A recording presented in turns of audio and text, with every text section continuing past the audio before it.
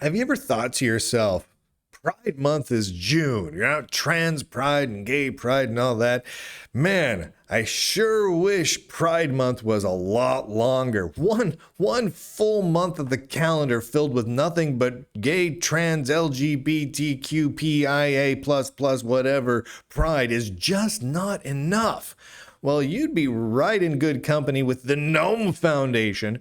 The makers of the largest open source desktop environment in the world have decided, let's start Pride Month early because, and I quote, it should really be 5 or 6 weeks long. They've already started. So if you go to GNOME's Twitter account or Mastodon account or LinkedIn account, you will be hit with a series of new graphics and artwork that the GNOME Foundation is rolling out to celebrate trans pride. It seems to be mostly trans focused. I mean, looking at the colors and the flags that they're pushing forward, I think it's mostly about being trans. I think that's what their focus is for pride. I'm just guessing based on what they're putting out there in the world, but man, they've gotten started. In fact, this got started a couple days ago. Right now it's May 25th, and yeah, this is already a couple days old. So man, they could not wait for June to get here. They're like, let's just call it June. It's Pride time, baby. This is a post made about a week and a half ago, something like that, by Stephen Diobald, who is the current executive director of the GNOME Foundation, talking about getting things going early. And he presented the artwork for the Intersex Inclusive Progress Pride flag. I don't know. It's got a circle in it, and there's some tranny colors. I don't really know. They said it would be good to have a consensus on this, on which flag is the most inclusive and representative.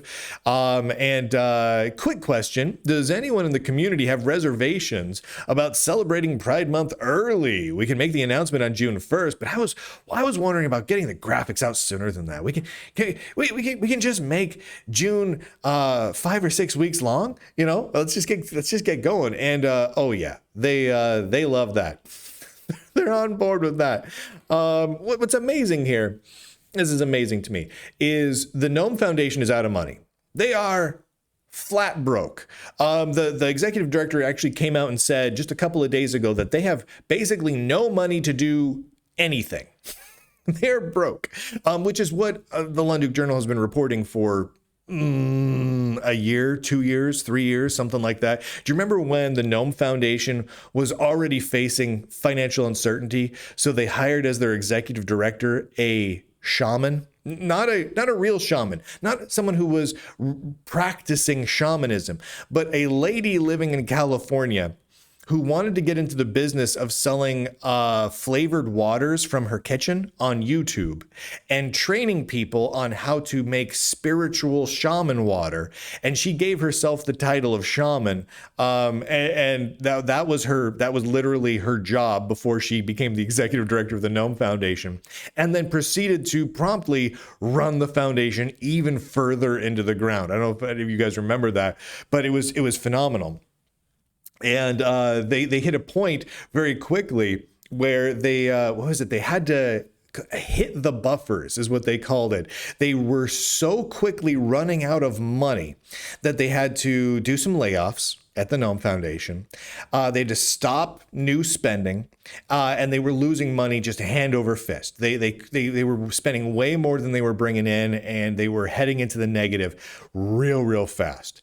Then it was just utter chaos over at GNOME. They were kicking people off the board in secret. They were ditching their executive director that was the shaman, and all sorts of crazy stuff's going on. So the GNOME Foundation is just limping along right now, right?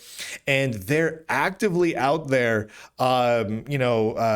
discriminating against people, silencing people, refusing to talk to journalists, doing crazy stuff. But what do they have time for? Not for really raising money. No. Not for talking to journalists and getting the good word out about GNOME. No. They don't do that. They're out there to start Pride Month early. the most ridiculous thing in the world. It's absolutely, utterly asinine. It's going to be interesting, I think, to see which organizations, which big tech companies, big tech foundations, and open source projects embrace Pride Month this June. I mean, we got a week to go before Pride Month actually starts for people other than GNOME. And it's going to be interesting to see. I mean, I think we can guess which of the open source projects and foundations are going to be super just leaning into Pride. I think some of them are going to do it more than they've ever done in the past, not as a way to celebrate anything, but more as a way to try and exclude people, right? Because we've seen this in the past. This is a pattern. So, for example, let's look at OpenSoua Linux. And I think this is a great example to use because there's a lot of similarities and connections between both GNOME and OpenSoua. Both Linux, both open source and free software, both been around a long time, et cetera, et cetera, et cetera. OpenSoua did something similar where they pushed Pride flag flying, right? Putting up Pride graphics. And they used it as a way to ban people who were not 100% comfortable with it, right? Because for a lot of people of a lot of different religions and a lot of different political views and just average normal people, they're not going to be 100% comfortable with making the thing that they use, the project they contribute to actively, such an overt political tool focused on trans activism type things, right? Because the trans colors are flying here. So this is all about trans activism. That's what it is. And what OpenSoua did is they flew those colors, and anyone who didn't even necessarily object, anyone who simply raised an idea like this, hey, we don't really need to be political about any of this stuff. Maybe we just focus on the project that we make instead of being political. If someone came out and said something like that, they got banned, right? And OpenSoua conducted mass bannings of huge numbers of people, active long-term contributors, ex-board members, everything. I mean, they took the ban hammer down, and it was very intentional. It was a way of cleansing, of purging people who were undesirables, who were not of the correct political persuasion, who weren't really, really, really pro-trans, because that's the key. It's not that you have to be okay with people being trans or trans rights or anything like that. You have to be actively promoting and waving the artwork and flying the banners of trans activism, or you're out. That seems to be what GNOME is doing here. Because I guarantee you, if you go into the GNOME communities, the chat forums, the chat rooms, the forums, the email lists, the open source repositories, and speak to them, and you're like, you know what, I'm not comfortable with this, you're out. Guaranteed. Want to test it? Take this video or this podcast and post it. Post it to the GNOME forums, post it to the GNOME message boards, and say, you know what? I agree with Lunduke here. Maybe we don't, as the largest open source desktop environment in Linux and beyond, maybe we don't need to actively promote trans activism quite so aggressively, right? Because we're a piece of software, for heaven's sakes. We don't need to exclude people. We just simply don't need to actively promote something that's going to make a majority of people uncomfortable. Right? Because most people are uncomfortable about this, about trans activism, men dressing as ladies in little girls' bathrooms and locker rooms.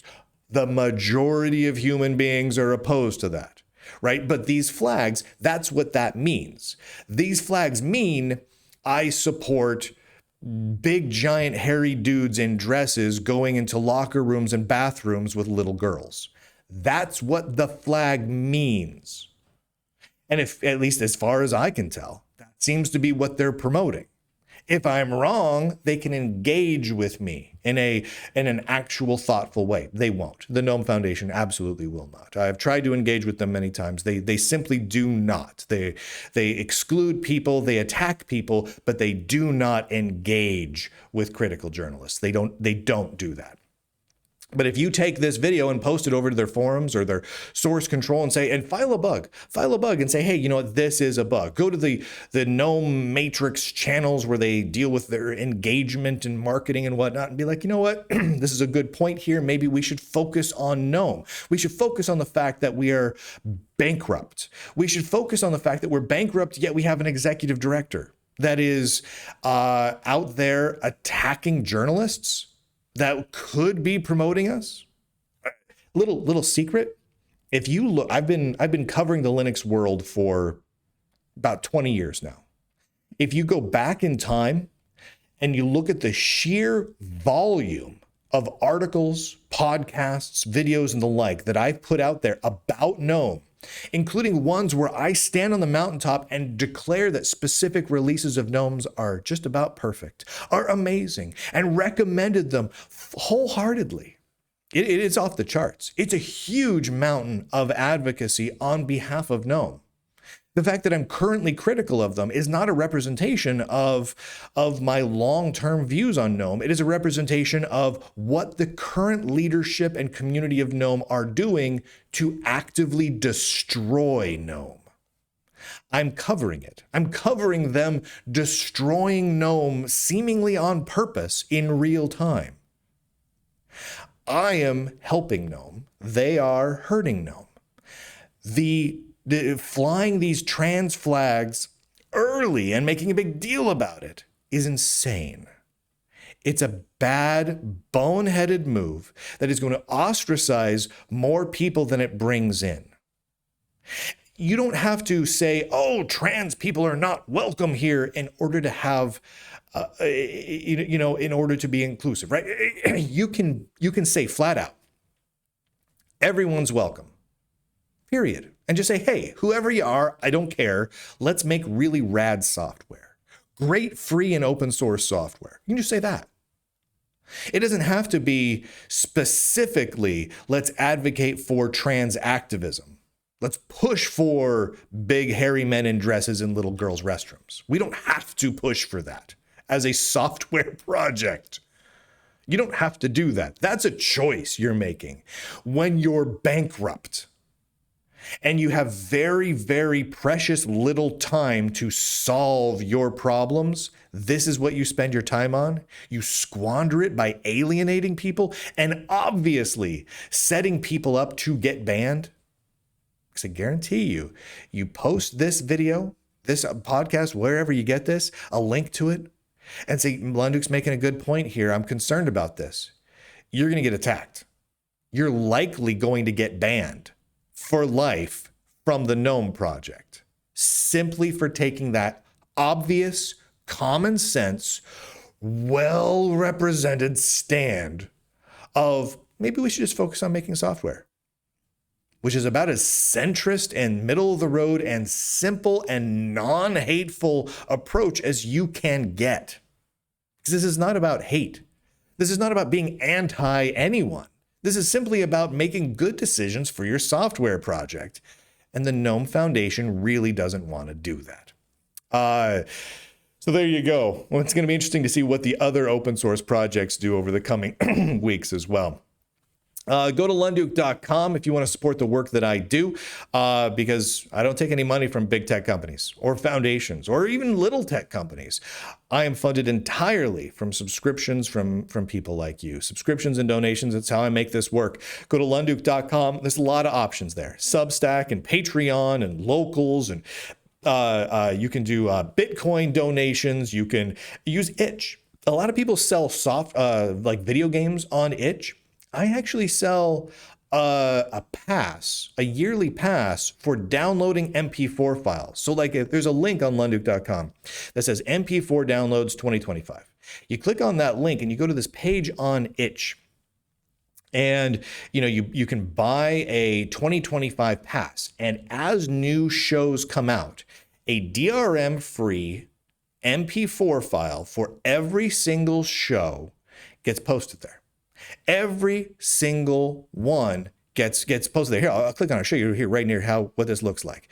It posts it right here, and they're all in chronological order. So you have the date they came out, the size of the MP4 file, and the title of all of it. And you can go down and as they come out, they go up over at itch there. And you can archive it, you can burn them to a DVD, you can put it on a flash drive and plug it into your TV, however you want to watch it. You can convert the MP4 files into, I don't know, a video format play that could be played back on a Palm 3C. I don't care.